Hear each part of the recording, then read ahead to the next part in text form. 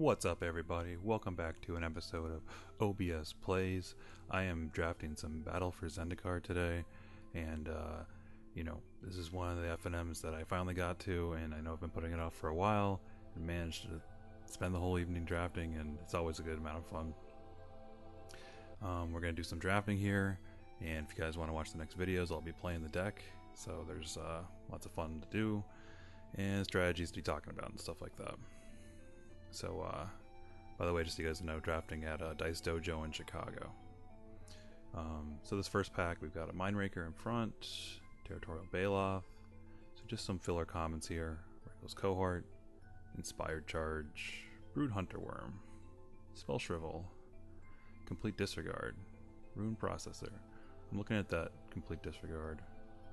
Plated Crusher, Grove Rumbler, Core Blade Whirl, and a Myria Shepherd. So I haven't seen that card probably in limited before. It's like I was like, what is this? So I had to read it like once or twice, and then I was like, yeah, this is going to be a good top end card, obviously, in like a white kind of life gain deck, or maybe in like a 5-color Converge deck. I wanted to play Converge coming into this, but I'm just going to play what I get. I'm also looking at this Complete Disregard as the only real removal in the pack.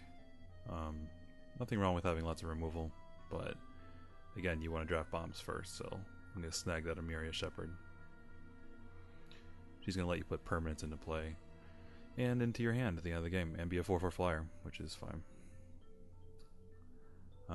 So in this pack that got passed, got Tarjuru Stalwart, Clutch Occurrence, Cliffside Lookout, Volcanic Upheaval, Rush of Ice, Mortuary Mire, Natural Connection,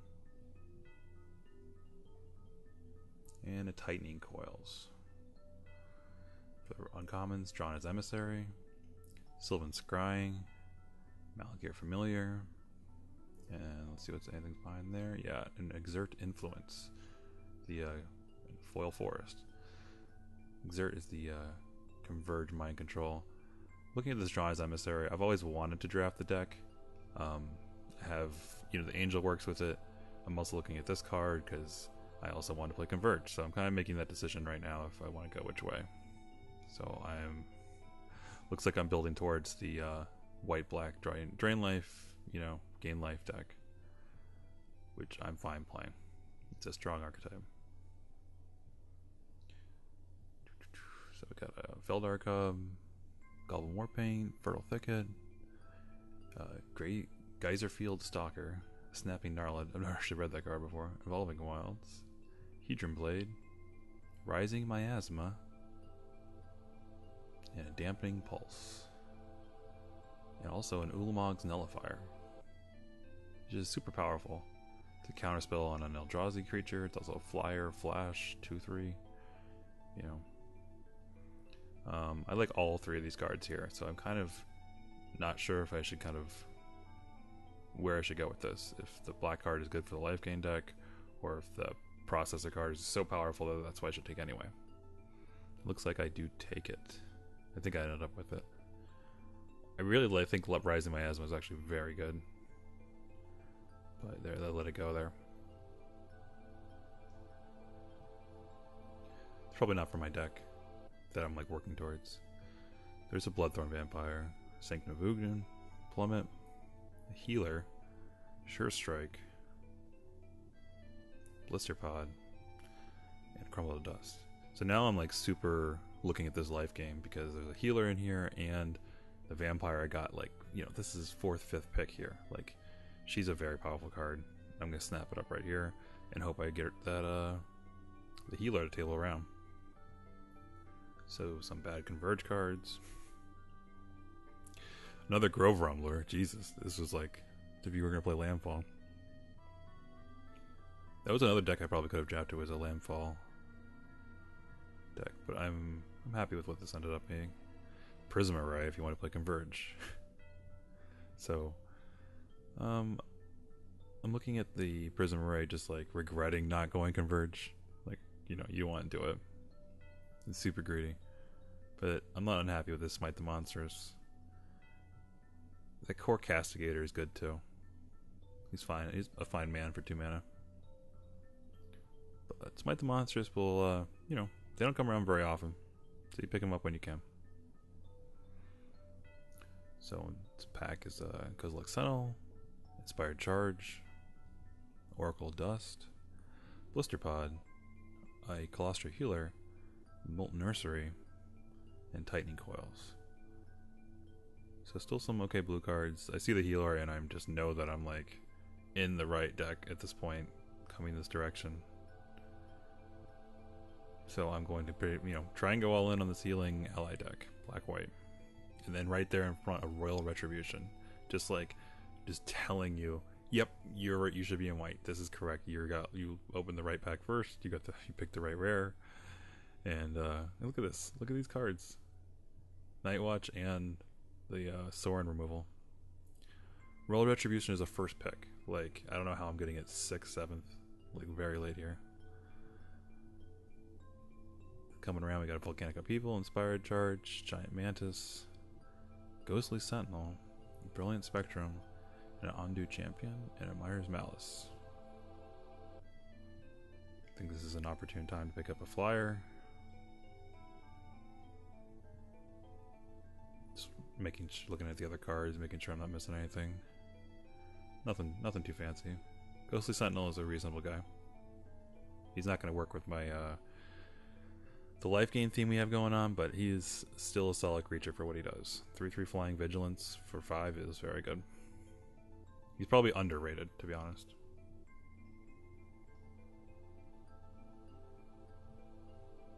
These picks are looking good. Like, it looks like a deck already coming together. Except for that Ulamog's Nullifier, but what are you gonna do? Still play him, even if you're not processing, you can still play him as a 2/3 flash flying. Like, that's fine. You'll surprise somebody, kill their ground guy or their flyer. You know, like that 2/1 flyer, it's a good guy to kill. And then you'll have a 2/3 flyer, which is actually very good in this format, because there's a lot of 2/2 flyers and two power flyers, basically. And the 2/3 flying is super relevant. Nice Bone Splinters right in front, Brute Hunter Worm, Mortuary Mire, Tightening Coils, Processor's Assault. That card looks super good to me. I love good looking red cards. I'm like, oh, I want to be in red now all of a sudden, but this Bone Splinters is more than handy enough for what I need it for. And maybe I'll get some token producers down the line and we'll make some sacrificey life gain deck. Alright, so some generic stuff. Rune Processor, Eyeless Watcher, Inspired Charge, Skyline Cascade, Brute Hunter Worm. So this is where you would like take something out you don't want to play against. Or, actually I didn't, I took the Inspired Charge, which is a card that I'll probably never play. So, don't listen to me. Or listen to me but don't do what I do. Look, I tabled the Exert Influence. I almost first picked that card and it came around. I don't think I took the scroll. Yeah, I didn't. I took the rare here instead of Sylvan Scrying. Because, you know, it's a rare, it's a mind control. You don't want to play against it in case this guy's drafting Converge to the left of me. I've been passing a lot of Converge cards. The Scrying also is very good for him, so, I mean, mind control is just not something you want to play against. Here I get a Night Watch, like, literally third to last. Crumble to Dust and Plummet. I think I take the Crumble to Dust just for the value. If I were planning to win, I would take the Plummet. Just so people can't play it against you, and maybe you might splash it. Alright, so that's about it for pack 1. We did really, really well. We've got a solid direction on where we want to go. Yeah, we know what we're drafting and like what's coming around to that from that end. We can expect a lot of good white, black cards in pack 3. And probably a lot of stuff in pack 2 because we've been cutting it really hard. So he's not in white, most likely. Like at least we'll get white or black, one of those. And you got last pick, Royal Mage's Trick. Not the absolute worst. Can fog them out if you're playing that kind of converged deck. I don't think it's that bad, but I'm not building that deck right now. You need to open like duels. And then you draft the duel and then you go converge, so it like that's how you end up making sense of drafting the duel. instead of like, you know, a removal spell or a great creature. So we got Oracle Dust second pack, Altar's Reap, Plummet, Coral Helm Guide, Cliffside Lookout, Stone of Fury, Ghostly Sentinel, the Benethic Infiltrator, McKindy Slide Runner, Void Attendant, Forerunner of Slaughter, and Royal Spout. And our rare is Brood Butcher, a house of a card if I've ever seen one myself. You're going to get a 3/3 and a 1/1 Scion, and then you can sacrifice any creature to give -2/-2. It's Foil Island and Island Octopus. How blue is the end of that? Like, so blue.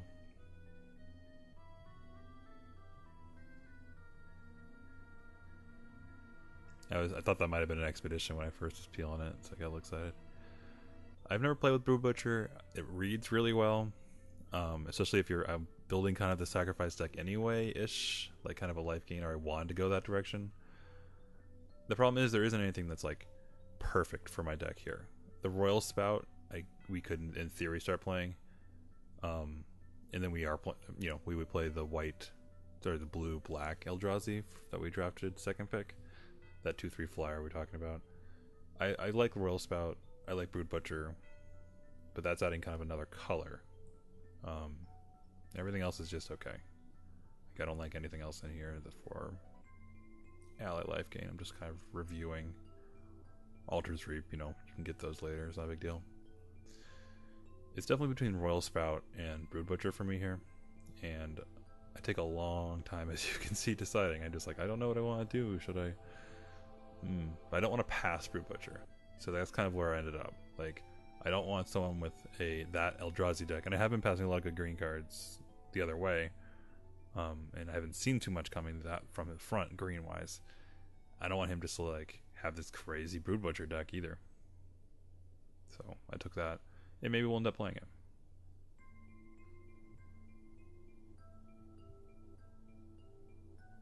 So we got a Core Castigator here. I might be talking to somebody here. Boiling Earth, Velka Predator, a Sheer Drop, that's good for our deck, Velka Invoker, Shadow Glider, and a Skyrider Elf. And then a Cryptic Cruiser. And a Blighted Woodland. So lots of good stuff here, actually. Not too much for me. I start thinking about the Skyrider Elf and imagining like, oh, I could splash it because, you know, maybe we'll play blue and green splash, and she's an ally, so when we could like trigger all our life, you know, our Colossal Healers, and have a giant flyer. Sheer Drop is the other pick. That's like the safe pick. And especially in a life gain deck, you are playing reactively. You're taking damage and then gaining life and stuff like that. So I think Sheer Drop is good here. I ended up picking it up, even as a second pick.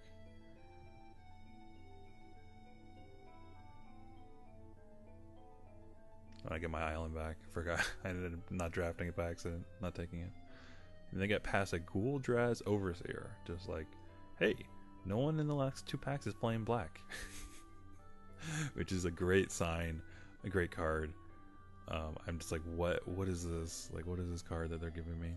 The rest of this pack, I pretty much just know I'm snapping that up immediately. I'm just looking at what I might table.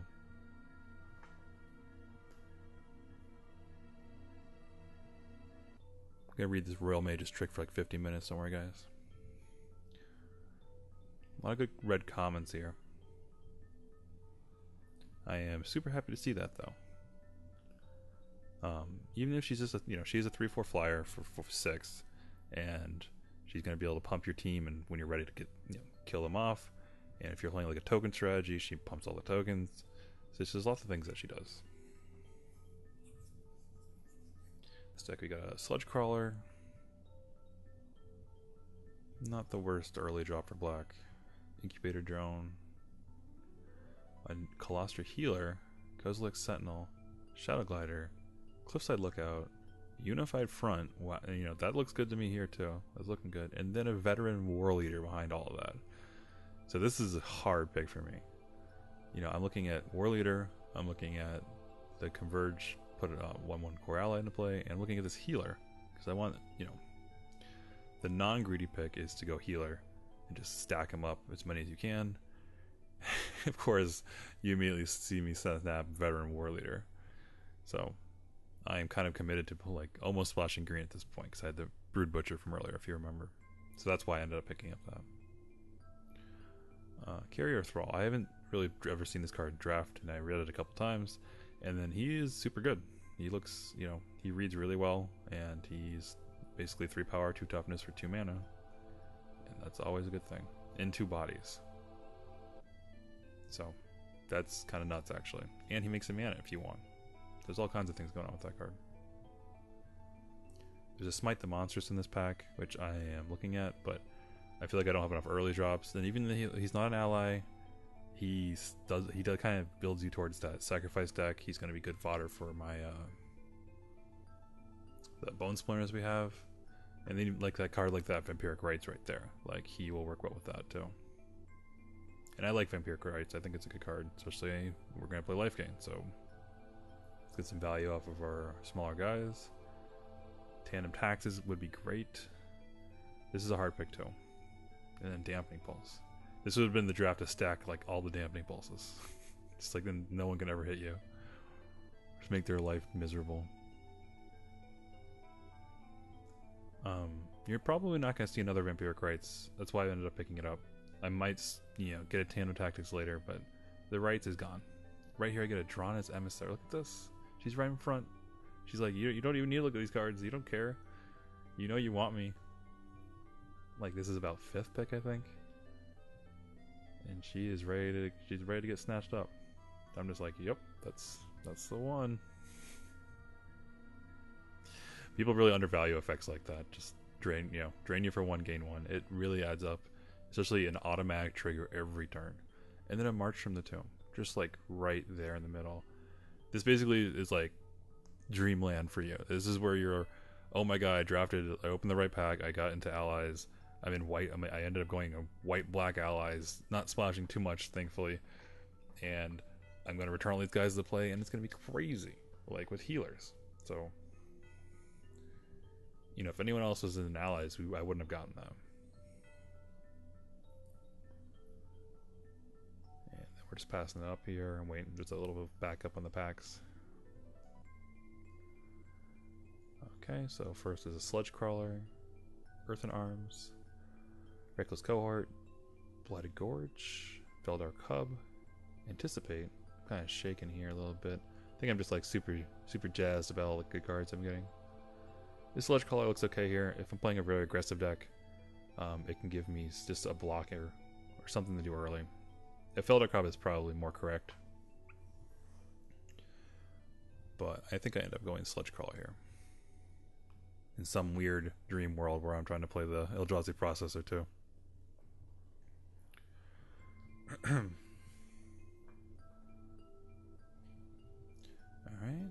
so we got Altar's Reap,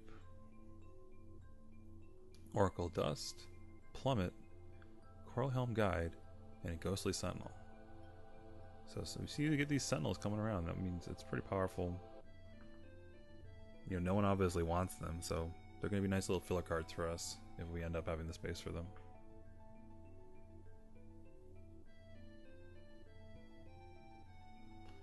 Just waiting for the guy to ship the next pack now. You know, at this point you're really solid in the white-black life gain.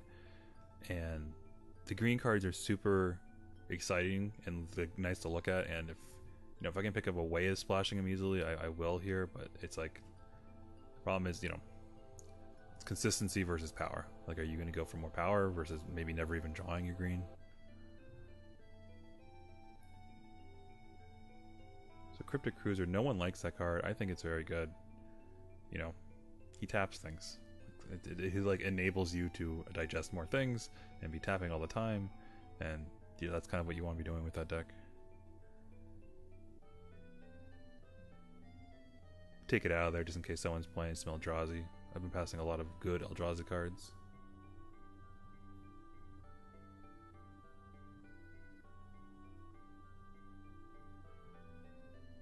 Waiting is the hardest part.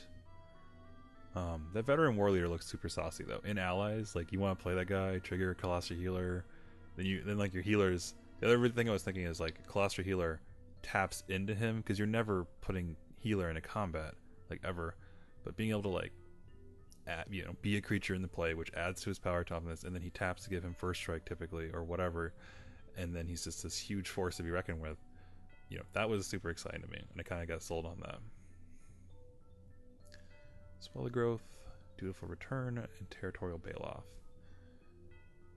So that green landfall deck was pretty open. I take the Dutiful Return in case I play against like a heavy, controlling deck where they're killing my guys all the time. And look at this healer. Look at this healer right here. Second to last pick, Colostria Healer.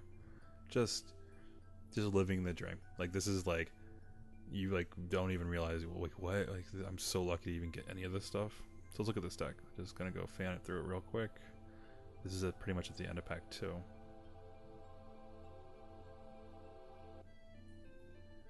Sorry for all the intermingled cards here. So it's coming together. Let's open this pack 3 and see what we get.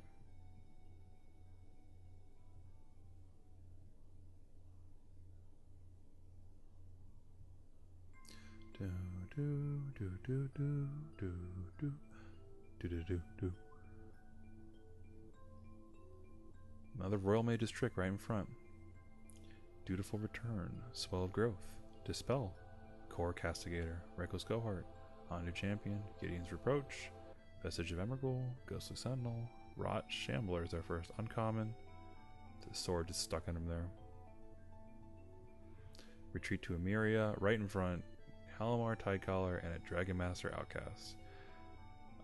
Basically, I cannot believe I opened the cards like this in this order. The fact that I opened this pack last, and then there's like a Retreat to Emeria there, which it's hard to first pick that in your first pack. You probably go with Dragon Master just because of like you wouldn't get the game clause basically if it doesn't die.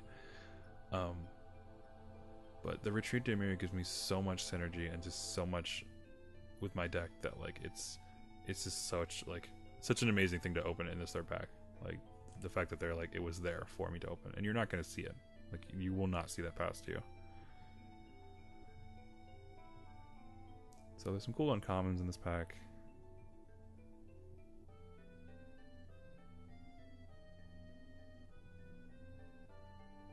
Let's look at them again here. Wavewing, Skyrider Elf. There's a lot of Skyriders going around. Those can be very dangerous. So I'm strongly still considering like trying to fit them in somehow.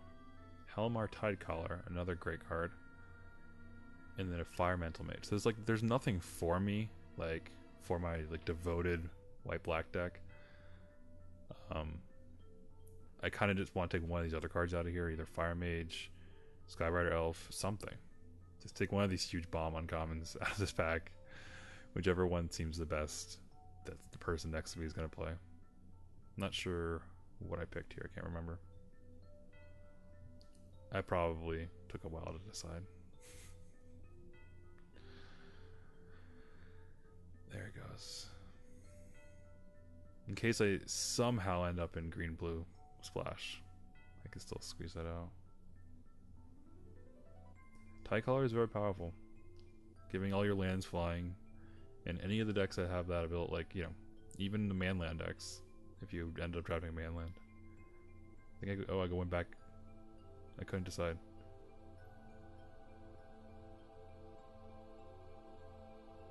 See, now if I had taken the Royal Spout, I could have taken the Halimar, the Tidecaller, and we would have had the solid blue splash. Instead, we're looking at a green splash. Lifespring Druid.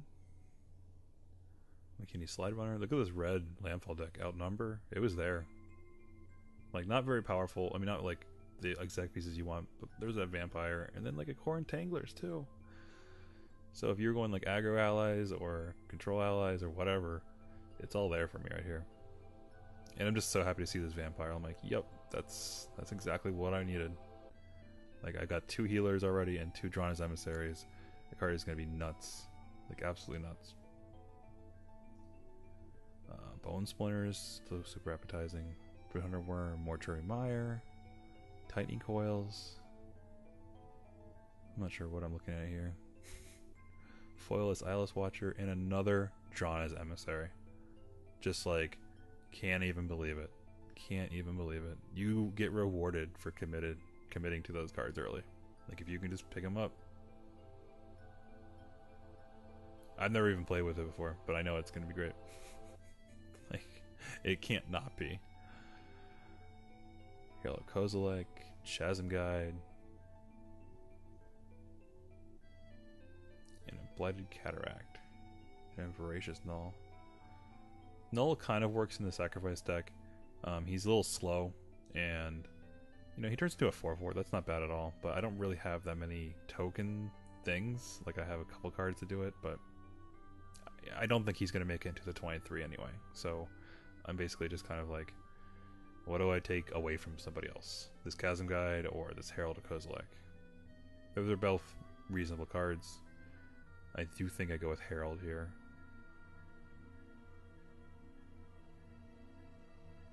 Conversely, the Chasm Guide, you know, if I was splashing red, that would have been a great red splash.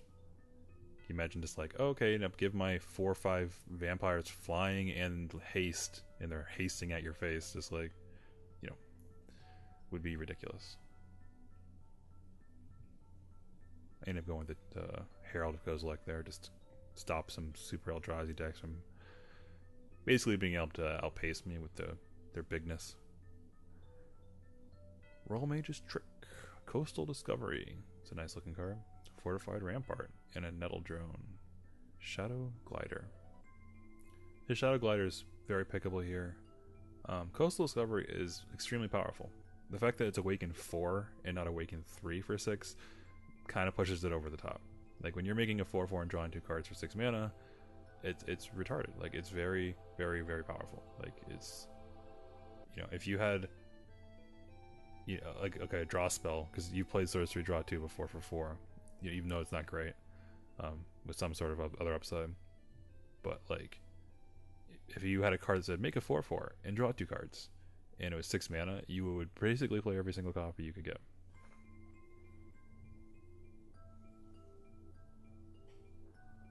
I mean, could you imagine just like chaining Coastal Discoveries into each other? And then you're like, alright, they play a big thing, and you remove it with all your extra cards, and then you just have an army of lands. And you're probably putting it back in your hand with the other guy too. The Halamar guy. So this pack is pretty boring. Wavewing Elemental is he's nice and saucy at the top end. I'm actually looking at like this Wall and this Rot Shambler, and I'm like, Geyser Field Stalker, would anyone ever play this? I'm not really playing an aggressive deck, I'm just playing like a stay alive deck, and then kind of, you know, I'm going to make them attack me and deal with the Drawn as Emissaries, or they're going to deal with a giant vampire on the ground, or what have you. So, you know, I'm not too interested in attacking them. I want to be blocking and staying alive, and kind of needling them out with drain ones. Like, I probably will end up draining for 40 plus life this whole draft. Nice little Blighted Gorge in there. Not sure what I take here. Oh, probably get this Unnatural Aggression. I was still thinking of splashing green here. Not that it's a bad card, it's great.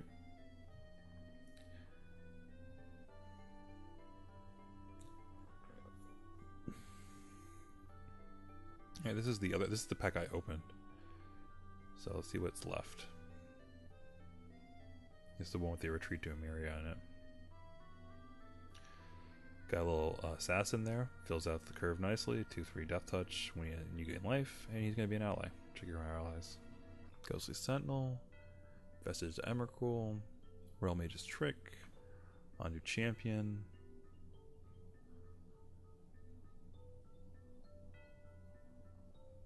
And it's a nice time to pick up another Ghostly Sentinel. I think I have one at this point. Or I'm maybe thinking about hitting this Vestige of Emrakul away, and I do. Maybe I have 2 already, and I'm like, nope, I don't want another flyer. I just don't want it to get beat down by Eldrazi.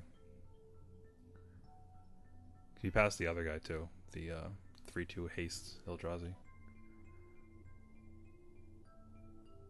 So like, what does this card do? Oh, makes 2/1/1s. So there's nothing really left here. See how my Inspired Charge pick earlier was a waste? You can could have just got it here. Instead of pick up a creature no one will ever play. But Colostra Nightwatch, third to last pick. Yeah, because, you know, she's only 4/5 for 5 that sometimes flies. Like, who thinks that's good? Like, what? Alright, and then I get another ally here just to kind of round everything out. These last picks really came together. What do I get here? Just the Supernaturalize. Alright guys, well that was the draft. Thanks for watching. I will we'll put the deck together and we'll talk about it in a minute. And then you know, we'll see where we go from there. And if you guys want to watch the me play out the draft entirely, I have that recorded too. And I'll do some commentary on that and what my play decisions were like. And we'll talk about the deck in 1 second. So see you then. Thanks. What's going on, everybody? This is the deck that I constructed from the draft we just watched. I just wanted to go over some key synergies between the deck pieces and let you guys kind of see it laid out, get a better idea of what's going to come in the draft coming up, and we'll talk about, you know, what's going on here. So we see I kind of just put all the more powerful life gain, grow your guys cards here. We have the 2 Colostra Healers, we have the 3 Drawn's Emissaries, 2 Blood Bond Vampires, Colostra Nightwatch. Yeah, we have Royal Retribution and March from the Tomb, our 2 high-end rares.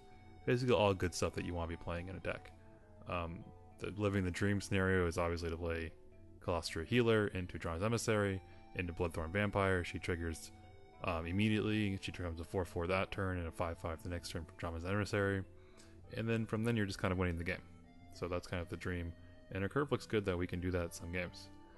Our top end is really nice with these 2 very good rares, Gul'Draz's Overseer, Emeria Sky Shepherd, or Emeria Shepherd. It's basically going to make sure we don't lose the flyers at the end of the game and give us something to do that's very powerful too, to kind of fight off Eldrazi if it comes on to that. I did squeeze in Veteran War Leader and Brood Butcher. I like to have fun with my drafts. You know, I don't like playing boring stuff, so if I can splash and it's going to be crazy, I'll probably do it. War Leader seemed worth it because he's also an ally, so it's going to give us another ally trigger. Brood Butcher is super powerful, and it's going to be, you know, we're a little light on removal here, so it's going to give us a little bit more removal. Work with our token strategy of Retreat to Emeria and a little bit of this Carrier Thrall here as well. So he's a great card. These 2 Ghostly Sentinels are not in the deck. They are sideboarded and they come in with a Plains, and the 2 forests typically will go out. I'm going to bring these Ghostly Sentinels in versus decks with lots of flyers. So it's going to they're going to act as a removal spell for, you know, a 3/3 flyer, or just block it and, you know, keep them off my back. And then they can be win conditions at that point too. The lands are going to be 8 and 8, 8 plains, 8 swamps, and 2 forests. So it is an 18 land deck, 41 cards altogether without these 3 up here. And that's going to just give us like enough landfall to eventually trigger our Emeria Shepherd if we ever do get there. And, you know, make sure we have lands for Retreat to Emeria, and not, you know, stall out with no mana, and, you know, play our stuff and get to the end of the game. The idea is that you stay alive long enough with your life gain that your Veteran War Leader is going to be like a 5/5/6/6 first strike vigilance, or, you know, something like that. And Brood Butcher is going to be relevant later too. You're going to, you know, make the game go long while just draining them out. Just not die and not attacking them, drain them out. You're going to probably see me do a lot of that in the draft. These healers are excellent. They're going to work well with all of our allies that March from the Tomb. I'm not sure what else to talk about with this deck. Oh, I want to talk about the healer's interaction with War Leader, because you're not really putting healer into combat at all.